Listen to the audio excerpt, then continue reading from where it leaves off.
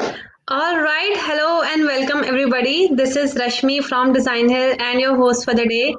First of all, I hope you guys are doing great and staying safe with your families and taking necessary precautions because of the COVID thing. Thank you so much for joining us in this webinar session with Sophia, wherein we are going to talk about decoding clients' psyche to deliver winning design. I'm sure this is going to be a valuable session, and this is something that a lot of designers struggle with. So I'm sure it is going to be great. Also, let us know where you are joining us from in the chat. I would love to know more about you guys as well. Okay, so today's event is brought to you by Design Hill, which is the world's leading creative marketplace that caters to the creative needs of businesses and individuals alike who can source high quality designs and buy unique products created by independent artists. Let me introduce our speaker for the day. We have Sophia with us. She is an awarded brand identity designer from Athens, Greece. She specialized in the field of branding, logo design, visual communication, corporate identity, packaging, etc., and have worked with local as well as international clients. Her work has been awarded in prestigious national and international designs competitions, and she has been published in the selected worldwide known publication about design. Thank you so much, Sophia, for joining us for this session. Thank you very much for inviting me. I hope you find me helpful in answering all your questions. Yes, it's a pleasure having you, and I'm sure it is going to be a very valuable session for the audience as well. For me as well. Yes, yes. All right. So before we start the session, guys, here's a quick update. You can take the screenshot of this session and put it on your Insta story. Do not miss to tag Sophia as well as Design Hill, and a lucky winner will get $50 print shop gift card. So that's gonna be fun. Do make sure you do that. Also, we have some exciting offers for you because you have joined this session with us. So make sure you avail those offers as well. Stay tuned, and we will share all these offers in the chat section. All right. So before we begin, let's look at what Design Hill is all about, and then we'll quickly start the session. Looking to bring your branding out of the 80s? Head to the world's #1 creative marketplace, Design Hill. When I wanted to grow my parents' restaurant business, I knew we needed a better logo than the one my Uncle Sonny drew back in the 1980s. That's why I went to Designhill and got an incredible logo and brand identity that met all my needs within my small budget. The process was easy. I just went to Designhill's marketplace to choose from one of their incredible professional designers. Find one you like based on their style. Oh, this one looks interesting. Check the ratings and reviews to see how other people like their work. Oh, seems like he's worked at restaurants before. Then add some information about your business. Do you have a slogan? Where's the logo gonna appear? What colors do you need? Then your designer will get to work delivering you an incredible logo. You can even find an expert to design any kind of graphic design, from packaging to menus to t-shirts to business cards. I got everything. And now with the help of Designhill, I have everything I need to take my business to the next level and leave the 80s where they belong. It's real. Mom and Dad are so proud. Maybe we can open up a second location, or a third, or a fourth, or let's just go global. Let the world know it's real and build your brand with Design Hill. All right, that was all about Design Hill, and now we are all set to start the session. So, Sophia, I have a list of questions with me already, and the first question that I have for you is the most asked question that people have asked us in the registration form, and I'll start with that only. So, before starting any design work, what are some of the most important or most must ask question that one should definitely ask their client before starting any design work? Okay, usually in order to design, to make a good design work, you need to ask your client to give you the brief. I usually work upon a brief. If I don't get that, I try to find the way to get the questions, the answers I need in order to begin to start from my client. Usually, the right questions are ask the company's or the client's mission. What are their goals? What is the philosophy of the existing company, if they have any, or if it's a startup, how do they position on the market, their promise, their target audience, where, what is the audience that they want to address themselves to. Also, competition, who are the competitors, where do they sell their products, or where do they address themselves. Also, what is their unique selling point? Why shall I choose this brand comparing to another brand? Why they are unique? Also, what I ask them to send me are a mood board, like where they want their visual identity to be, what are examples that they like or they don't like in terms of a logo, or general visuals that they will help me in order to understand, their vision and what, where they want to address to. And another thing that I do is I try to ask them to give me words that they describe them. They describe them in the future, in 5 years from now. What will be these 5 words that they describe them? Or I want some words that describe their client, their future client. Who is the ideal client? And I want a client persona. So basically, I need to ask these questions in order to make sure that I'm going to design something good for them, and they're going to have a success through my design. Wonderful. So, just a quick note to the audience here who have joined us. If you have any question, make sure you are sharing or putting your questions in the question section, and we will be taking your questions as well. So, don't put them in the chat, it might get misplaced between the conversation. Put them in the question, and I'll take them up. All right, Sophia, thank you so much for answering that question.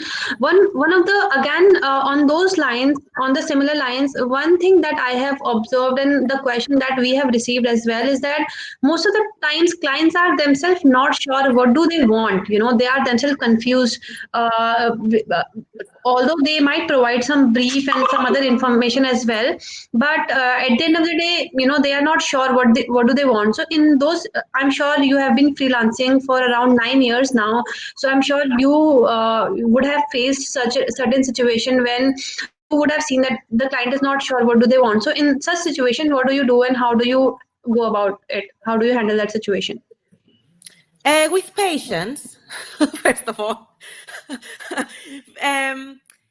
Listen, people, they usually don't know what they want, but your job is to guide them. So basically, don't get offensive if they don't like, your work. You need to find out what is their goal, asking them the correct questions, and don't get offensive if you don't understand. You need to help them understand what they want and ask them to give you examples. Why they don't like this or why they like that, and help them to explain to you the right reasons, and you will help them to understand what they want. If still they don't know what they want, then I don't know if you should work for them, really, because at the end of the day, you get paid for something in order to give a solution. If they cannot find a solution in any way, then maybe you should stop the collaboration. Also, they should explain what they like or what they don't like.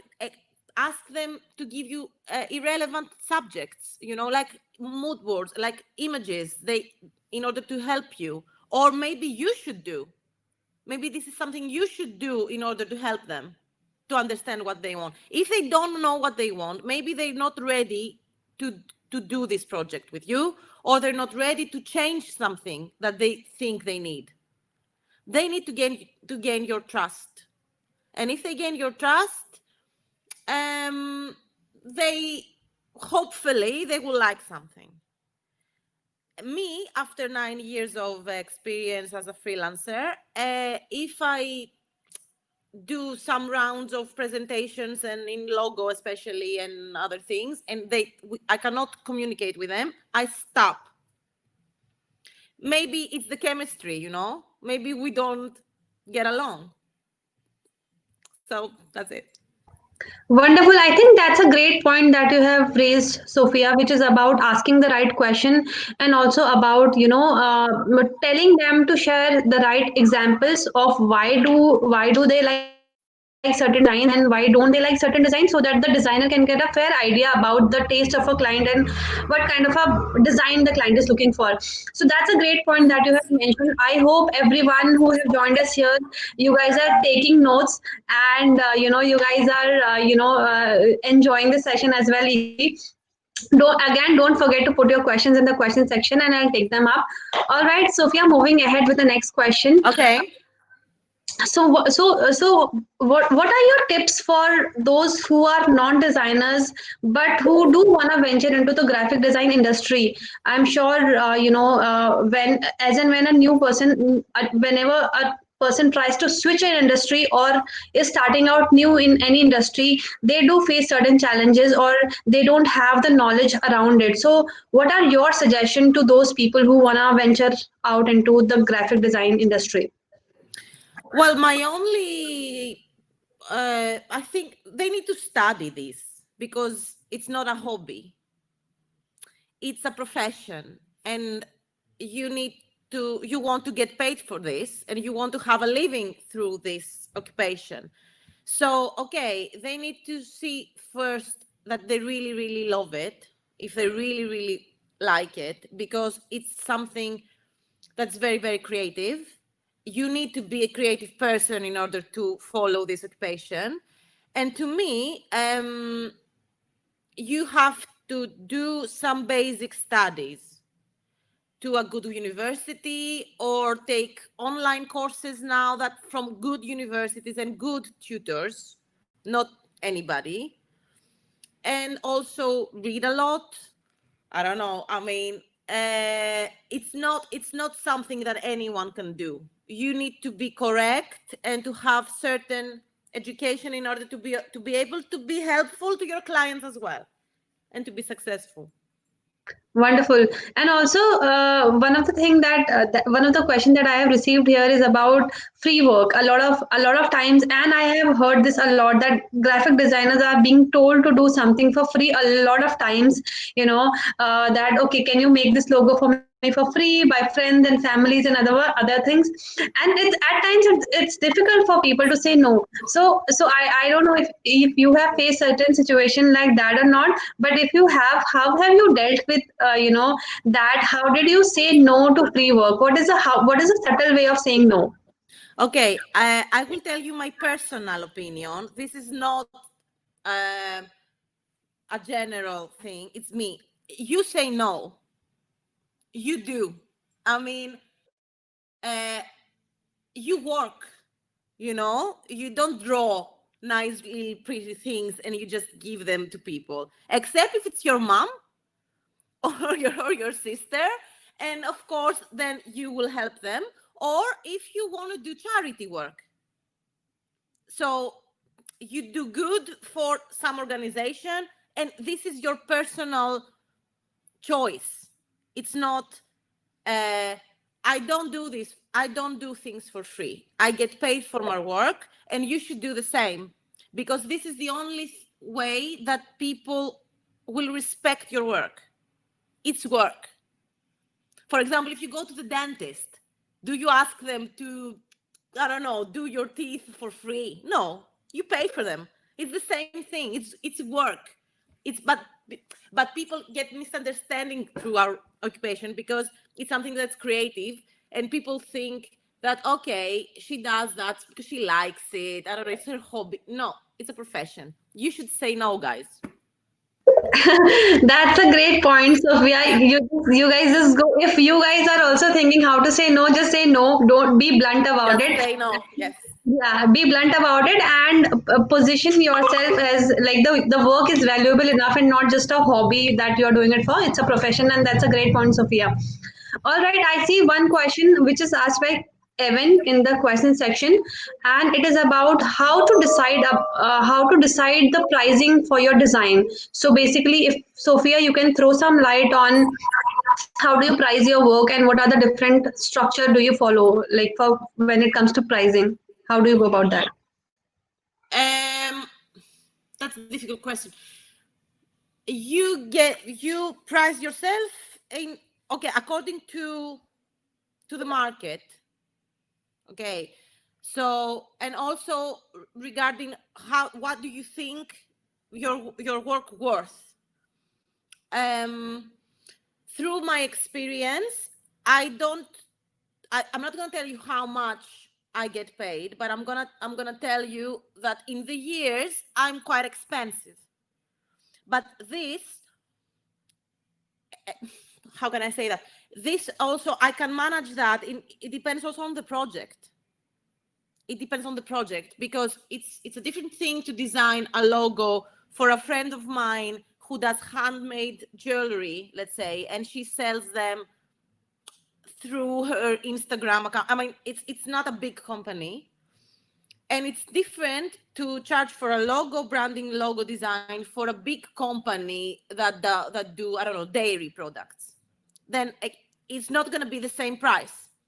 You need to see where, you know, the target market, and also to be competitive as well. Don't sell your work cheap.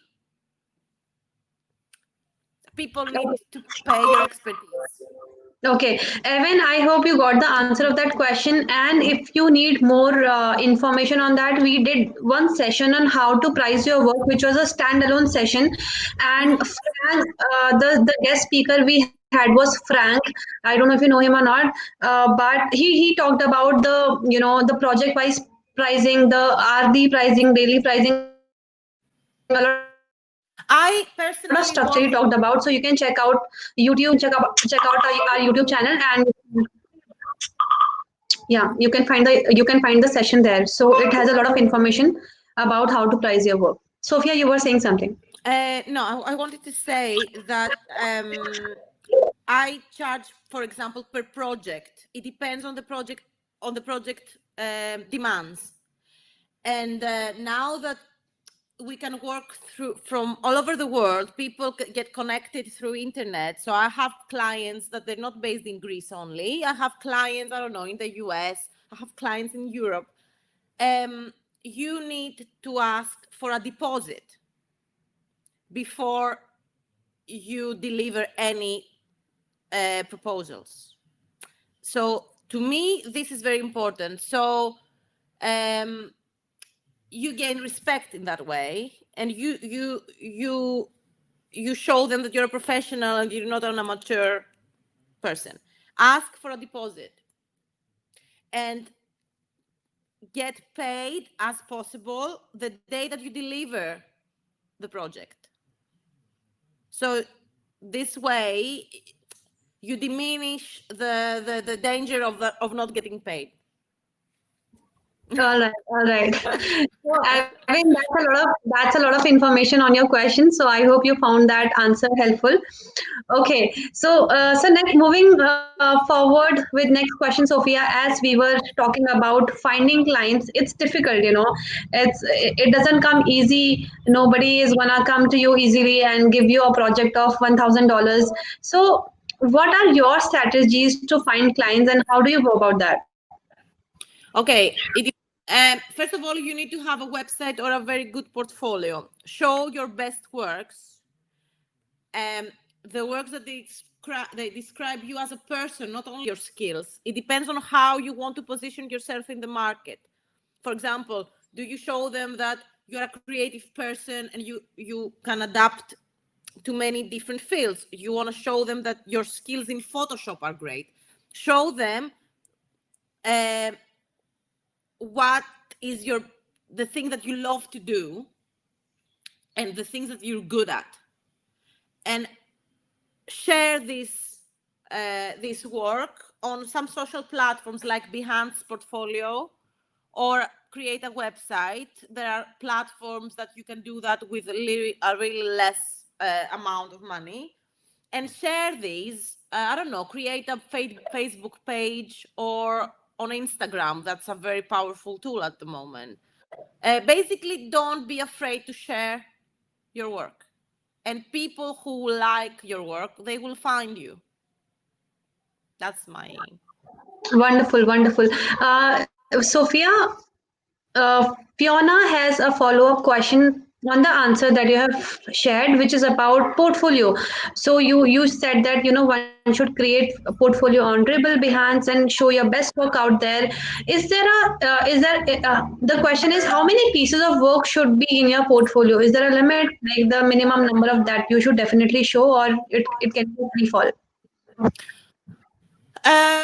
Show them your best works, not all of your works. So it depends on how many things that you have created so far that you feel proud of to show. Show them. It doesn't mean that it has to be one. Okay, it shouldn't be one, because people who will find your portfolio with one work, they cannot understand what you can do. But okay, as many as you feel comfortable that you want to show. That's my opinion. Not one or two. Great. So I hope Fiona, you got the answer of your question. It shouldn't be one or two, but it should be your best work possible out there, and it can be as many as you want, but your best ones that you want the clients to see. All right, moving ahead, Sophia, you also talked about social media, right? So let's throw some light on that. There are a lot of platforms like Instagram these days that's booming like anything for designers or for creative professional out there. People are leveraging Instagram platform like Instagram like anything to find clients. So so do you also use a platform like Instagram to find clients? If yes, what is your strategy to find clients on social media? I don't have a specific strategy. I'm not a social media expert, personally. I don't have the time to find myself during all this digital thing.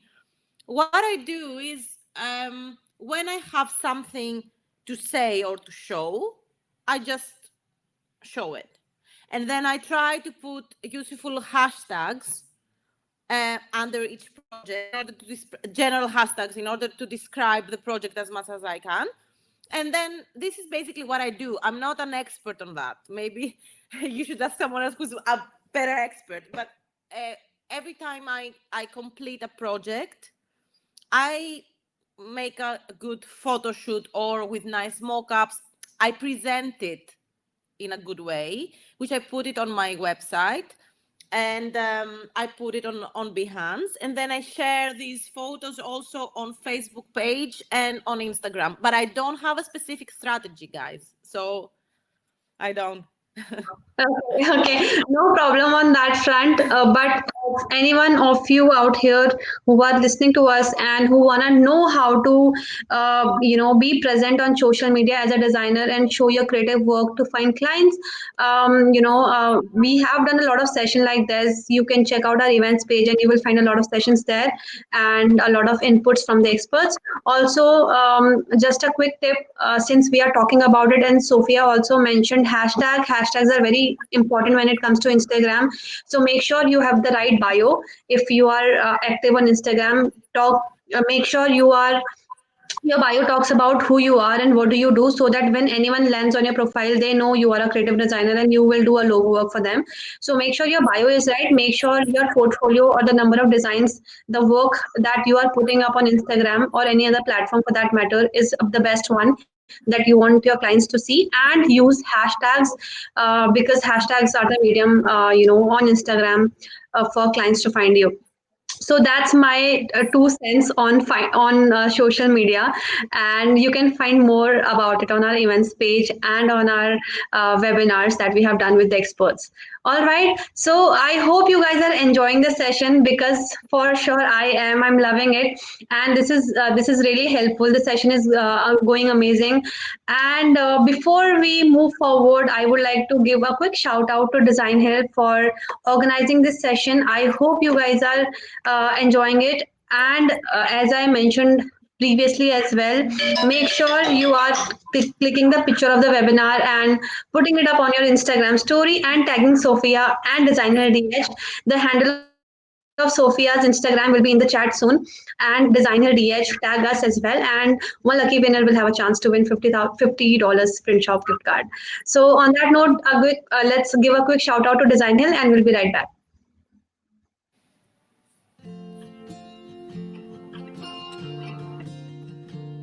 I've always been creative and always been an artist. As a young girl, I used to paint rocks and I used to sell them for a quarter on the street. And I just fell in love with it. It just grew into a passion of mine. I started looking on the web and I came across Designhill, and they had a design contest to design a logo, and I entered it and I won. And I was like, oh, this is really great. I can pick and choose what type of logos or design projects I want to work on. And it allows me to be creative, keep my hands, with my tools and working. So it's kind of nice. It's really easy to use. You can scroll through the projects and there's sections that you could go by. It's really easy. There's a few clients who have come back to use the one-on-one projects. There's one client in particular, she owns a vintage shop, and I designed her logo, and she came back. She needed a design for a flyer, and she really liked the illustrations that I did for her, so she came back a couple of times with projects. I would recommend it, especially if you're a designer that's starting out and you want to learn from other designers, seasoned designers. It's a place to keep in the game and keep using your tools. It makes me feel great, and it kind of confirms that I should be doing this. And I love to see logos that I've designed out, and proud of that. And I think that the clients are so happy that their logo represents what they do and makes them look good. It's a collaboration. It's good for me, and it's definitely good for them.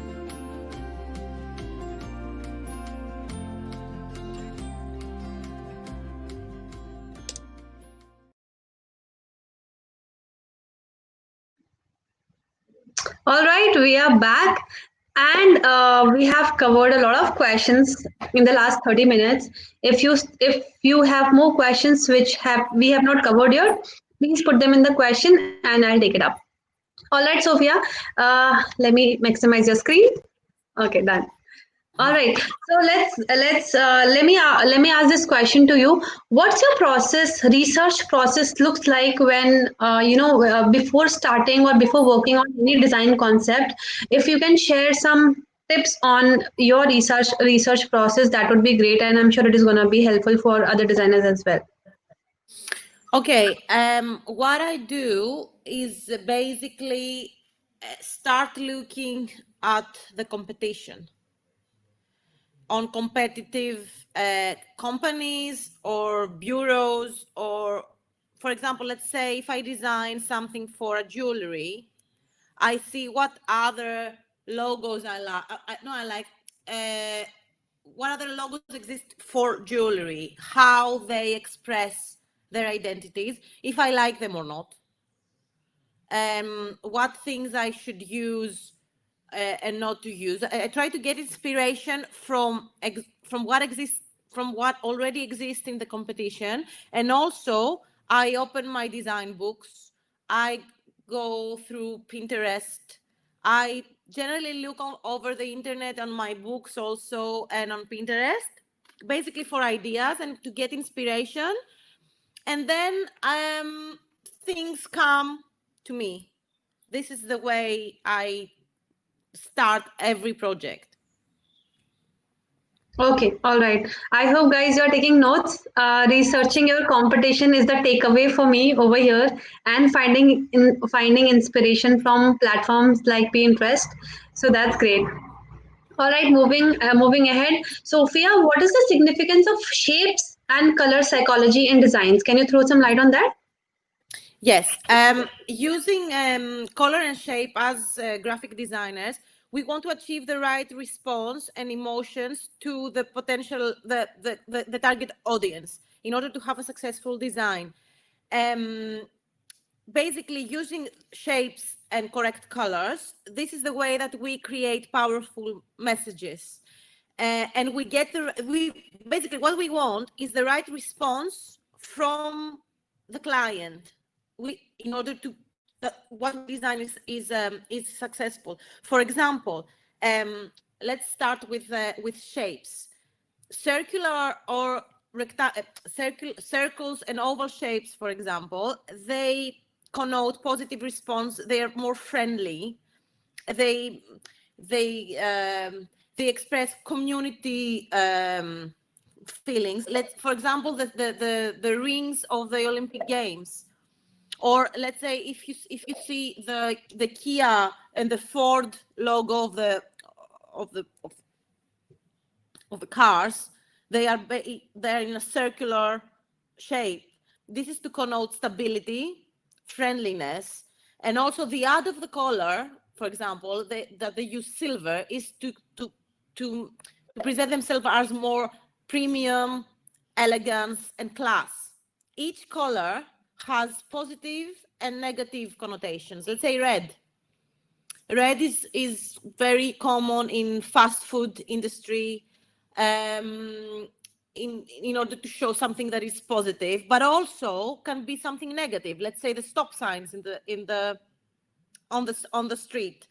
Also, rectangular shapes or triangular shapes, they show professionalism, science, religious, especially the triangles. They show strength and power.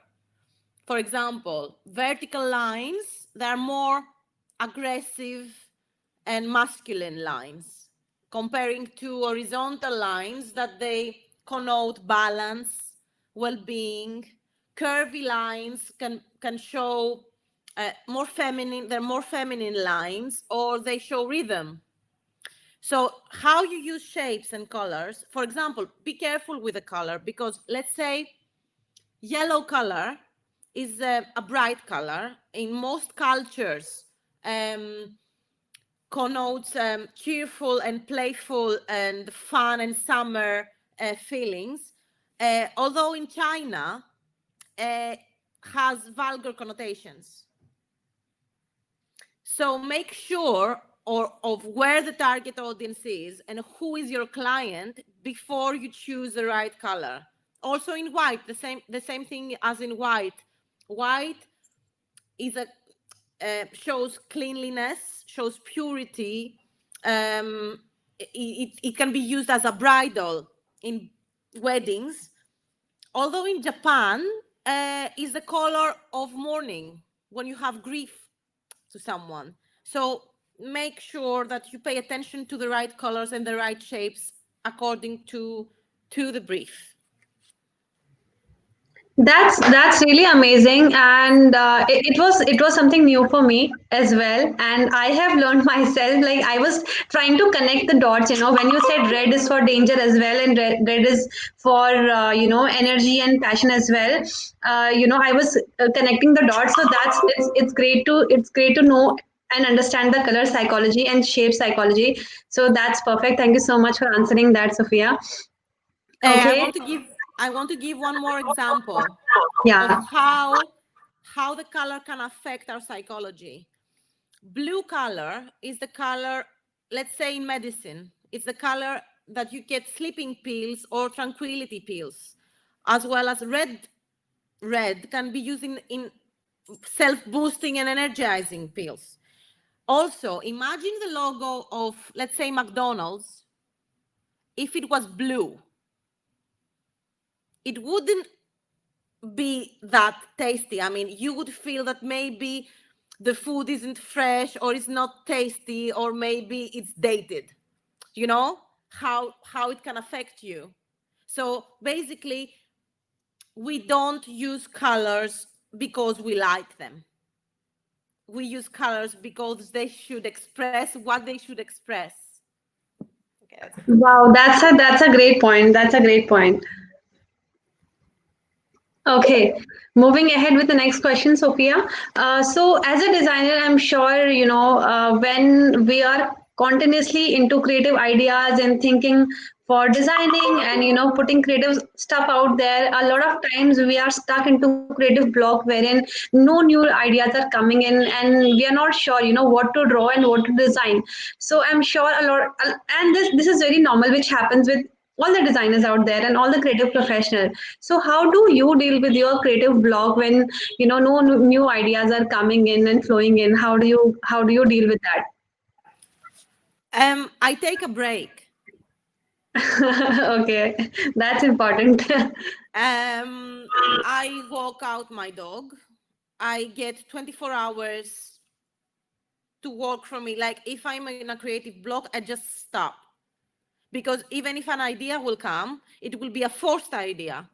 So I give myself space and time in order to see again the project with a fresh eye again. So take breaks. Yes, that's very much. I was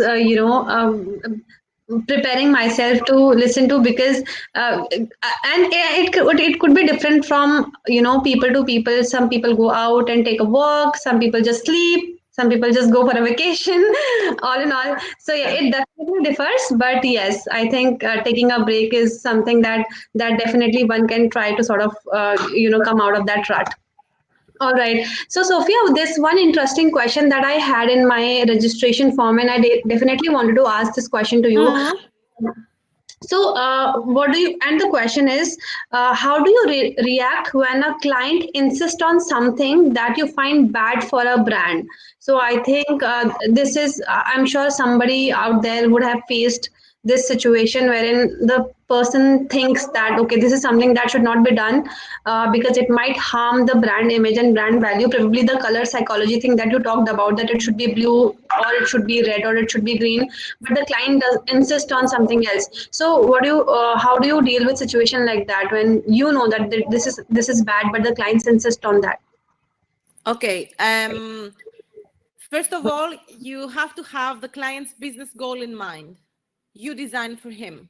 If he wants you to do something specific, you do that. I mean, I do that, but I try to convince him that this is not correct. I try with explaining him in every project and every concept why this is correct and why this is not correct. If the client is stubborn and he wants, there are two ways. Either you do it and you get rid of him, or you insist that this is something wrong. Either you deny doing it, like for example, I deny doing something that I don't want to, okay? Or I do it and I don't sign it. I don't say that I made this. Do you know what I mean? Because it depends on what are your priorities. I personally try to convince my client that what he says is wrong, and he won't get success from what he has in mind. Because some people, they come to you and they have something in mind that they don't have an argument in saying. They just want it like that, and it's not valid. I mean, it's not correct. So basically, I try to convince them. This is what I try, or I try to ask them why they want it like that. What are the reasons behind that? So I try to help them that way. Okay, so it's basically understanding the client's goal, why he want to have certain things that you don't want him to have, and making them understand your logic and your ideas behind it. That's Yeah. how to deal with it. Okay, got it. Mhm. All right. I see this one question again in the question section, and I would like to take that up. Pratma S have asked the question: do you provide more than one design to client for the from that they choose, or you just provide one design? So the idea is how many design do you present to the client? Usually I present 3 proposals, different proposals. And if like different concepts, completely different, I won't present just one, because I don't think that it's right, because okay, what if he doesn't like it? But if you present at least 3 proposals, then you have something to talk about. Even if they're not the final ones, he will like something, or he won't like something, and he will explain why, and you find a way of where the client is based on the proposals that you send. Yes, minimum, well, 3 proposals, yes. Okay, and I have a follow-up question on that. How do you go about presenting your designs? What all information do you include in your proposals when it comes to presentation, and what are the things that people should definitely be using when they are presenting the designs? Well, it depends on the project again, and the needs of the project. Let's say it's a packaging project that I need to design, like let's say a bottle of wine. I present my label, let's say, on a bottle, so the client can imagine it, how it's going to look. And also in every proposal, I have an initial text before the image in order to explain my idea, in order to sell my work. So either I do a presentation to my client, or if I have to send a PDF, let's say, I have always a covering a text that describes the project, the every idea, basically. All right. I see two more people voted for that question. So I hope Prathma and those other two who have voted for it got the answer of that question and are clear with the presentation part. All right. So guys, a quick note: we are moving towards the end of the session, and we have talked about a lot of stuff with respect to color psychology, shape, clients, social media, and a lot more. We are just left with more minutes. If you have more questions, please put them in the questions tab and I'll take that up. Sophia, last question to you from my end. It's been 9 to 10 years you are in the design industry and you have been freelancing and you have worked for big clients as well. What is the best piece of advice that you have received as a designer that you would like to share with the community? That I received as a designer.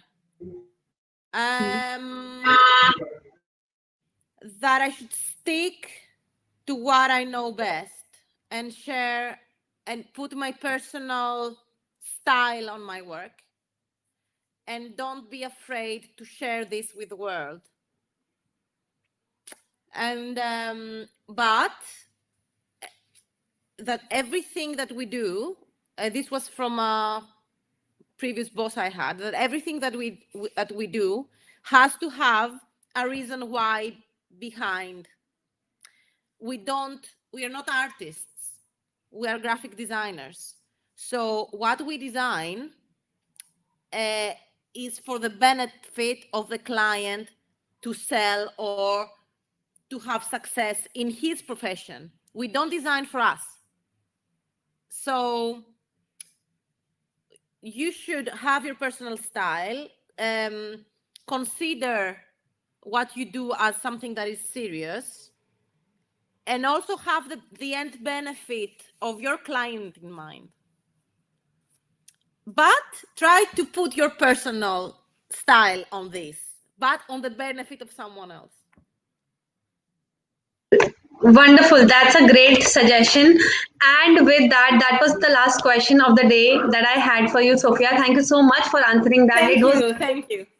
It was really, really helpful. And of course, the whole session that we have done, it was so insightful. All right, that brings us to this end of the wonderful session with Sophia. This was indeed a value packed session. We covered a lot about social media clients and everything. But unfortunately, we are limited by time here. I hope you guys also loved the session like I did and enjoyed the whole session. But this is not where it ends. We have a lot more session coming up for you guys. The next event is on how to build an online presence as a graphic designer. It's happening on 17th of November. So if you have not registered yet, make sure to visit our events page and register for the event. You will find the link of the events page in the chat section. Also, to stay tuned and to be informed about such events that we are doing all for free. You can follow us on our LinkedIn page and on our Instagram page. And you can also suggest us the topics that you want us to cover and the speaker that you want us to host, like Sophia. So you can also do that through our social media pages. Also, if any one of you have joined late in the webinar and wanna rewatch the session, you will also receive the recording of the session in your email, and also it will be live on our events page. So you can also check that out, and you can also check out our previous webinars on our YouTube channel. So do check that out as well. And last but not the least, we have recently launched a new DIY design tool which is called Designhill Studio. It's in the beta phase right now, and wherein designers or non-designers can design beautiful templates for social media, presentation, banners, flyers, brochure, etc. So you can check that out as well by visiting to designhill.com/studio. On that note, I would like to say goodbye to everyone and thank you so much for joining us. Sophia, thank you so much once again for joining us. Thank you very much for inviting me. It was a pleasure having you and it was a pleasure talking to you. I thoroughly enjoyed the conversation that we have had. Thank you so much once again. I will look forward to hosting more sessions with you. Thank you so much for joining us. Me too. Thank you. Thank you. Bye. Thank you so much, everyone. Bye. Take care. Good night.